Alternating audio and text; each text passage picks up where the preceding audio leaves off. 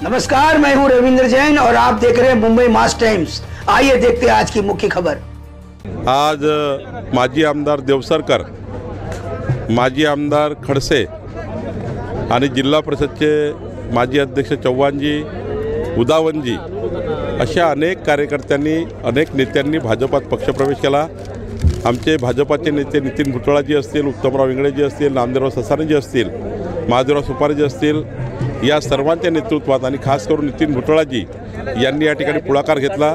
आमचे नेते संजय कुटेजी या पक्षप्रवेशाकरता हजर होते। खरं तर मला अभिमान आहे की आज 2 माजी आमदार भाजपामध्ये आले आणि उमरखेडच्या विकासाकरता त्यांनी या ठिकाणी संकल्प केला। निश्चितपणे भारतीय जनता पार्टी आणि आमचे महाराष्ट्राचे मुख्यमंत्री देवेंद्र फडणवीसजी यांनी सर्वांनी यांना शुभेच्छा दिल्या आहेत आणि विकासाचा जो संकल्प घेऊन आमचे देवसरकर खडसेजी आले आहेत, त्यांनी निश्चितपणे आम्ही त्यांना पुढे नेऊ। सुरेश दसांना काळे झेंडे जे आहेत ते दाखवण्यात आले आहेत। धनंजय मुंडे समर्थकांनी काळे झेंडे सुरेश दसांना दाखवले। मी ऑलरेडी सांगितलं आहे की याबद्दल आता मी वारंवार बोललो आहे। यापेक्षाही काही महाराष्ट्रामध्ये अत्यंत महत्त्वाचे विषय आहेत ते बोलू।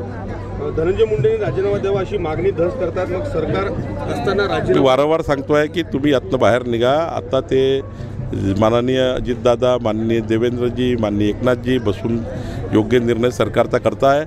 आज खऱ्या अर्थाने महाराष्ट्राच्या 14 कोटी जनतेचा विकासाचे प्रश्न महत्त्वाचे आहेत आणि महाराष्ट्रामध्ये आपल्याला जो संकल्प आम्ही केला विकासाचा, तो संकल्प आम्हाला पुढे न्यायचा आहे।